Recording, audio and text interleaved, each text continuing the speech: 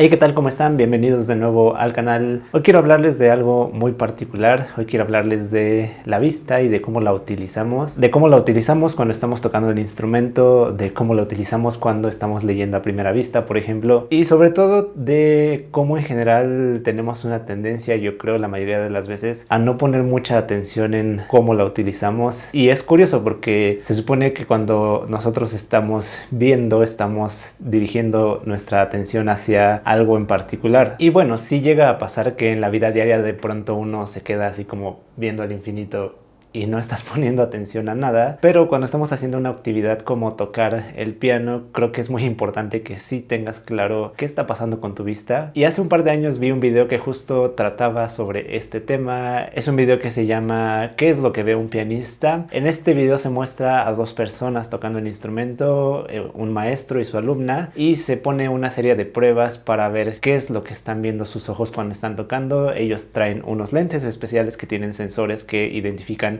hacia dónde están dirigiendo su mirada, y la verdad es que está bastante interesante porque, por ejemplo, una de las pruebas es simplemente tocar una pieza y ver qué está haciendo la vista cuando uno está tocando de memoria sin leer. Una de las cosas que se observan en este video es que, por ejemplo, el maestro, que obviamente tiene más experiencia, tiene la vista fija en un espacio más pequeño del teclado, al contrario de su alumna, que como que está moviendo su vista en un espacio más grande, y además la vista del maestro, digamos que está moviéndose de manera un poco menos intempestiva. La alumna a veces está viendo hacia muchos lados y como que su vista tiende a parecer un poco más errática. La prueba de lectura a primera vista tal vez es un poco más obvia porque ahí el maestro, que tiene una mucho mejor lectura, en parte también por la experiencia, mantiene su vista casi siempre en la música y sí de pronto voltea a ver un poco hacia el teclado, pero no voltea totalmente, no hace un giro tan brusco, sino que está usando un poco más su vista periférica. A diferencia de la alumna, que sí brinca mucho más entre observar la partitura y observar el teclado. Por otro lado, también por ahí el maestro en algún momento toca un preludio de Rachmaninoff que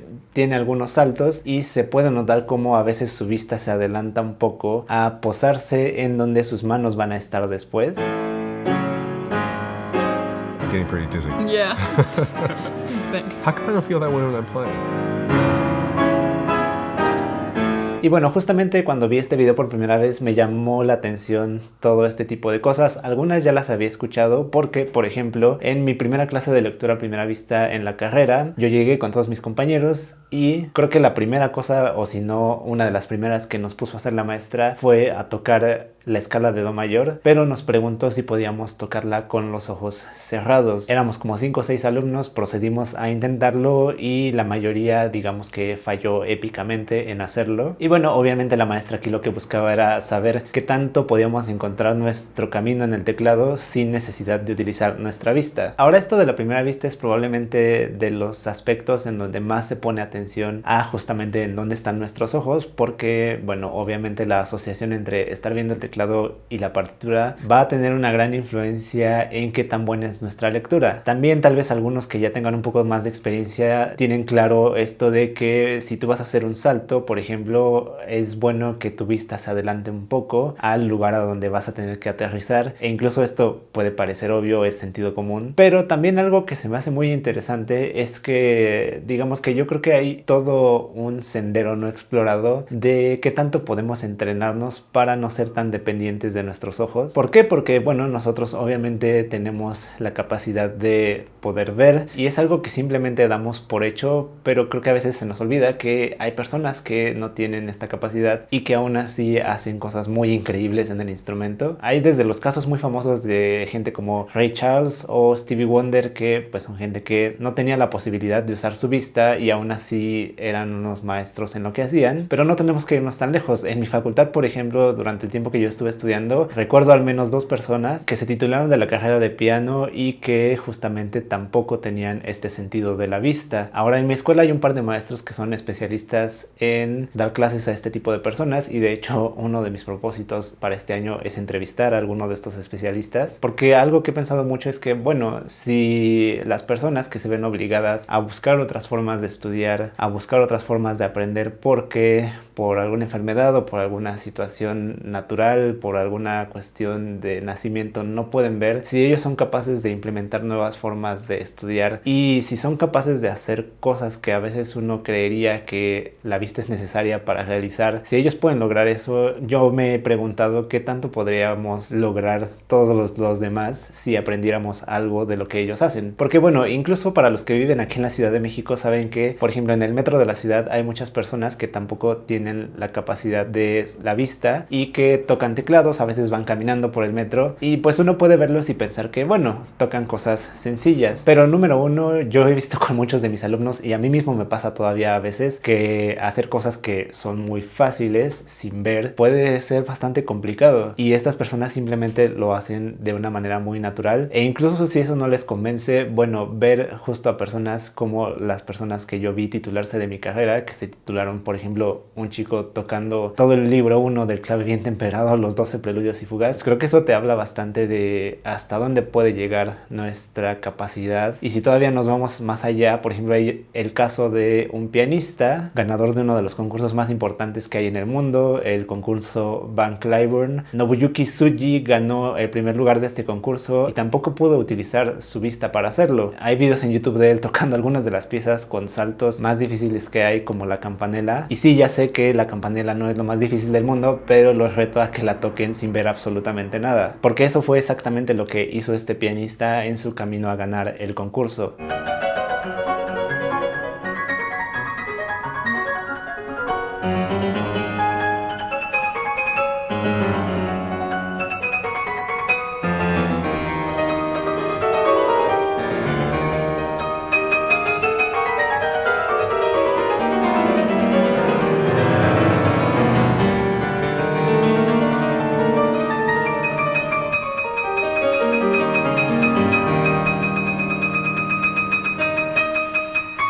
Ahora, viendo todas estas cosas que podemos hacer nosotros, que si contamos con nuestro sentido de la vista, para aprovechar, digamos, estas otras formas de atacar el instrumento, hay muchas razones por las que a veces no nos salen las cosas que intentamos hacer en el instrumento, pero les voy a enlistar algunas de las cuestiones que yo veo muy frecuentemente en mis alumnos y que creo que se solucionan simplemente poniendo más atención en qué estás haciendo con tu vista o siendo más consciente de en dónde estás enfocando tu vista. Así que, número uno, si tú estás tocando alguno de estos libros como el Michael Aaron, el Bastien, y te la pasas viendo hacia el teclado, piensa que no solamente estás cometiendo un error que te puede evitar leer lo mejor posible, sino que además en realidad el mantener la vista en la partitura cuando uno está tocando uno de esos libros, digamos que es la situación más fácil que podemos tener para no estar viendo el teclado. Porque bueno, si estás tocando una pieza que se mueve un poco, que no se mantiene en la misma posición, sí es bastante difícil no ver el teclado, pero muchos de estos libros de iniciación con los que uno comienza a aprender el instrumento son libros que te hacen poner las manos en cierta parte del teclado, no sé, por ejemplo en el do del centro,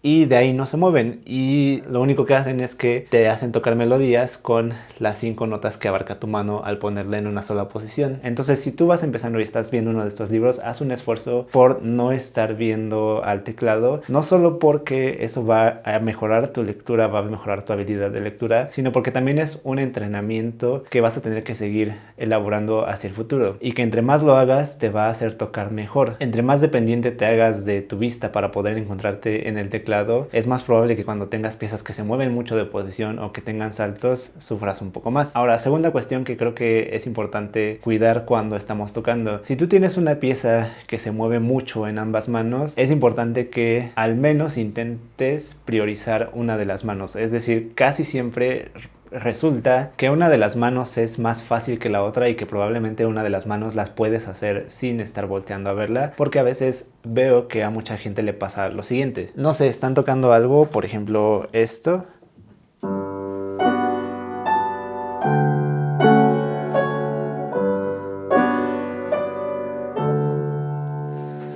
pero su vista está haciendo algo así.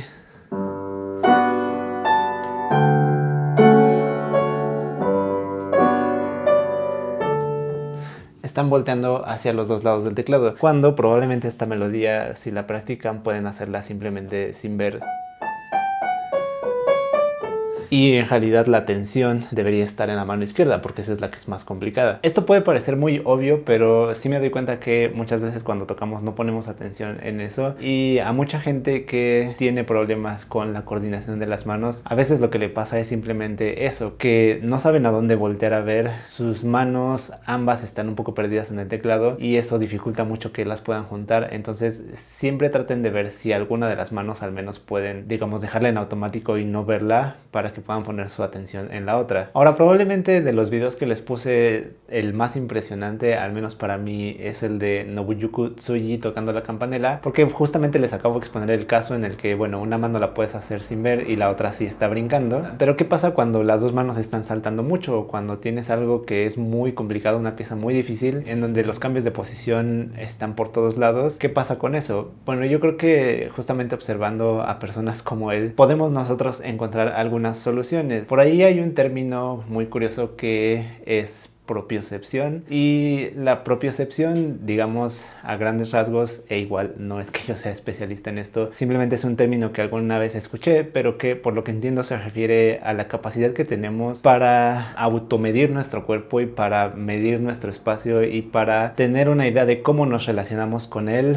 Y les doy un par de ejemplos. Cuando ustedes van caminando por la calle o cuando están caminando por su casa, ustedes probablemente no están viendo, con cada movimiento que hacen, no están viendo a qué distancia están de los objetos. Es decir, si por ejemplo yo fuera a caminar en medio del banco y el piano, simplemente lo hago y no estoy dirigiendo mi vista para ver qué tanto espacio hay, no es como que lo esté midiendo, simplemente lo hago y ya. Y ese es un proceso en el que nunca pensamos y que yo creo que puede ser hasta cierto punto aplicable en el piano. Para aquellos que tienen más experiencia tocando y que han tocado cosas un poco más complicadas, no sé si les ha pasado que tienen un salto muy complicado cuando empiezan a estudiar la pieza y que con el tiempo, cuando lo practican, ya se vuelve algo muy automático. Por ejemplo, cuando yo toqué el concierto de Grieg, en el tercer movimiento había un salto que era así como un salto mortal, que es este.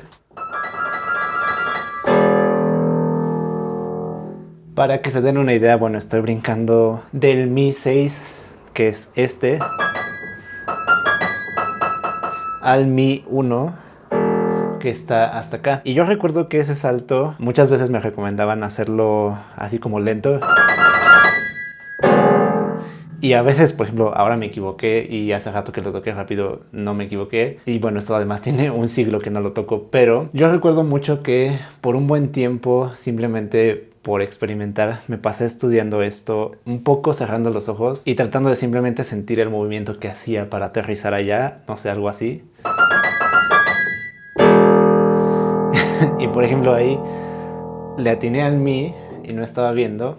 Y bueno, puede que haya sido algo de suerte, pero creo que sí influye mucho el hecho de que durante algún tiempo lo estuve haciendo como muy conscientemente. Estuve evitando utilizar mi vista y simplemente estaba poniendo mi atención en cómo se sentía este arco de movimiento. Ahora les prometo que no hice varias tomas para que me saliera de ese brinco, simplemente es algo que hice y bueno, puedo no haberme salido, pero creo que justamente eso habla un poco de que probablemente a veces dependemos mucho de nuestra vista. Y bueno, en realidad todas estas observaciones que les estoy haciendo hoy son simplemente cuestiones que, digamos, yo he pensado viendo a estas personas que tocan así sin tener la capacidad de la vista, viendo videos como el que les enseñé también al principio y analizando un poco también las cosas que hace la gente que lee muy bien a primera vista. Eventualmente, como les decía, sí quiero entrevistar a un especialista en enseñar a personas invidentes para ver qué tipo de estrategias de práctica de estudio utilizan ellos, porque yo creo que para todos podría ser muy benéfico el aplicarlas. Y bueno, mientras tanto yo los invito a todos ustedes a que ahora que estén tocando se cuestionen un poco más qué están haciendo sus ojos, cómo los utilizan. Incluso esto puede sonar un poco extraño, pero tómenlo hasta como casi un deber. Aquí en el canal varias veces me han escrito personas que justamente pertenecen a la comunidad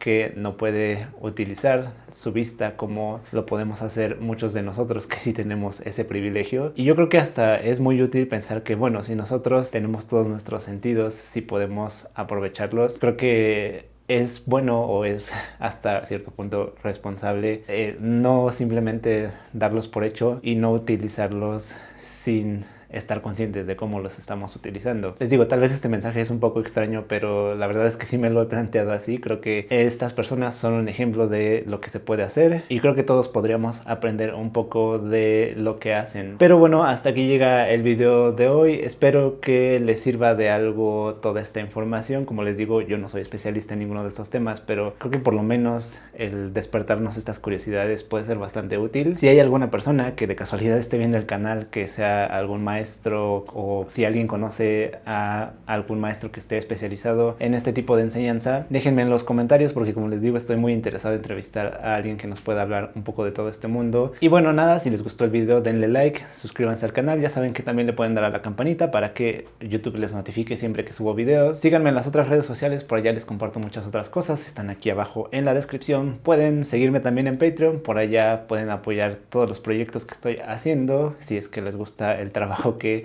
están viendo aquí en el canal. Y bueno, nada, nos vemos para el próximo video. Traten de practicar sin utilizar su vista.